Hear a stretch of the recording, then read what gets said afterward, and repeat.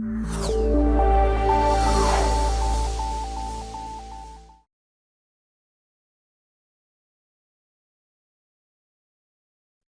let's go ahead and get this started. So my name is Steve Baker. I'm a technical marketing engineer handling the CX platforms.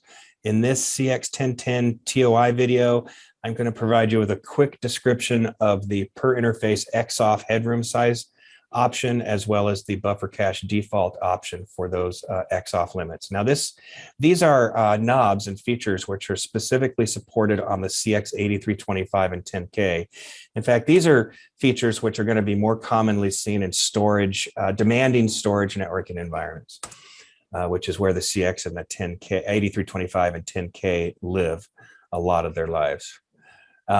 Taking a look at the agenda, it's a pretty simple agenda, so I won't go through that. Let's jump into the overview.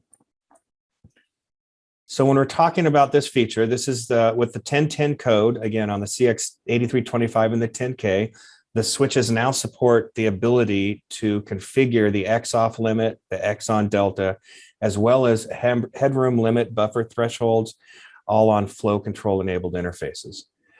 So as a refresher for us, when we're looking at and talking about these XOFF limits and XON limits, the XOFF limit is defined as the amount of shared buffer space flow controlled packets are allowed to consume before a pause is actually asserted to that link partner. The headroom pool limit is defined as the amount of buffer space that's dedicated and reserved to absorb any of those in-flight packets from the time that that XOFF message is transmitted by the local device until the time that the last packet is sent by the link partner and received by that local device. And the XON delta is defined as the offset below that XOFF limit when a pause is deasserted to the link partner. So when we're looking at use cases, again, largely this is going to be a feature that's going to be configured in storage networking environments. For example, a network which really requires larger lossless buffers to help address that storage networking demands, and they need smaller lossy buffers, because really in this particular example, that network is carrying mostly lossless traffic. So again, this is a feature that's really dedicated and going to be seen and deployed on the 8325 and the 10K in demanding storage networking environments. When we look at the default operation of the switch, when either LLFC or priority-based flow control is enabled, the switch automatically uses a dynamic buffer threshold for all of these. So the XOFF limit, it uses a delta value for the XON limit, as well as a headroom buffer limit, which is all based on a 350-meter cable. And in all honesty, for most scenarios, these defaults are really going to be sufficient to provide good performance without problems. However, in some situations, demanding storage environment situations, it really may be useful to the users to have the ability to tune these XOFF limits, the XON deltas, as well as the headroom parameters based on the unique requirements of that particular environment. Of course, in those demanding environments, the buffer tuning capabilities can really be useful to help optimize the memory usage in this environment. Of course, another challenge in these environments is getting these limits set to the proper settings that work best for that particular environment. And obviously, that's going to be a scenario where customers are going to have to configure and then configure and test until they can get the settings at the demanded settings that they need for that particular environment. Jumping into a little bit more details on these features here. So the dynamic XOFF threshold, this is a limit which really scales as a function of the available buffer resources, and it's simply configured by specifying just a simple alpha value, which is in the range between -7 and 3. And this limit really is based on the currently available free space multiplied by 2 to the power, raised to the power of that specified alpha value. So a value less than 0 means that the limit is a fraction of the pool free space, and a value greater than 0 means that the limit is a multiple of that free space size. The static XOFF threshold, this is a limit that just really simply fits a fixed size for that XOFF threshold. And the X on delta, the value here, is that it's relative to the XOFF limit and applies to both dynamic as well as static XOFF limit configurations.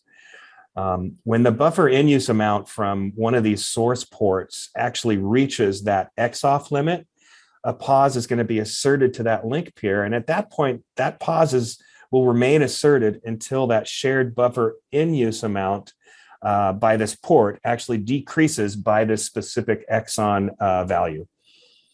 It's important to note really that this delta value, this XON delta value, can impact the amount of flow control pause frames that are sent to that link peer. And based on the settings, it could have a negative impact on performance. So a value that's too small could result in way too many pause frames being sent to that link peer. As that buffer in use amount reaches that XOFF limit, it drops slightly, and then it meets that XON delta, and then immediately it jumps right back to the XOFF limit.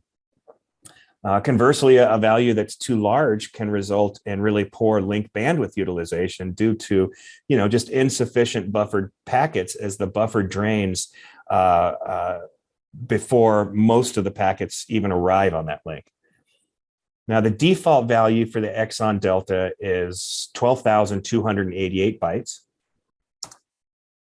When we're looking at the configuration of these, we can see on the left a configuration using priority-based flow control values. And on the right, we're using link level flow control. But the configuration syntax, other than the priority-based flow control differentiation and the link level flow control differentiation, is exactly the same. You can see a couple of simple examples on the bottom where we're using either the XOFF dynamic limit in the first line, so flow control buffer priority 5. So we're looking at PFC code 0.5, and the XOFF limit is a dynamic value of -3. The example below that, of course, is using a static limit rather than dynamic. And in this case, it's defining 128 kilobytes as that static limit. Very similar to the last screen, the XON configuration, the syntax for both priority-based flow control and link level flow control is the same, with exception to that particular part of the syntax command line. So here in the lower left, we can see an example where we're running the flow control buffer. This is going to be for PFC code 0.5, and we're defining an XON limit of 24 kilobytes. The lower right is for the link level flow control, but it's providing the exact same configuration. And then finally, the headroom pool configuration. Again, very similar based on either priority-based flow control configurations or link level flow control configurations. The lower left, our example here is a flow control buffer using priority code 0.5 again and assigning the headroom of 36 kilobytes. And the lower right, we're providing an example using the link level flow control.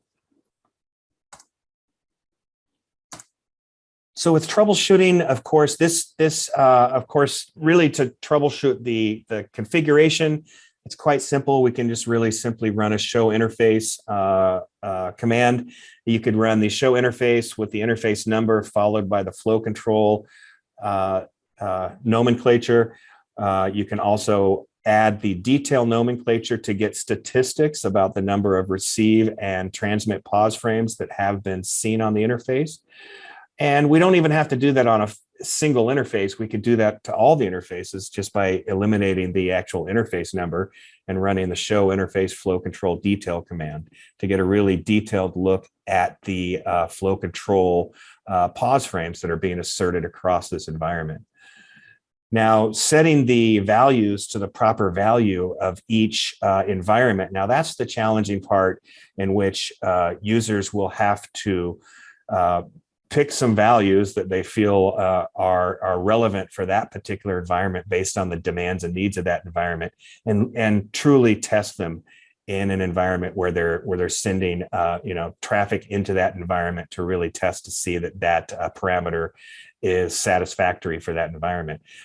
In these types of configurations, they will absolutely need to run that and then run some tests. And then, of course, they're going to have to make some modifications based on the particular environment that they're looking at.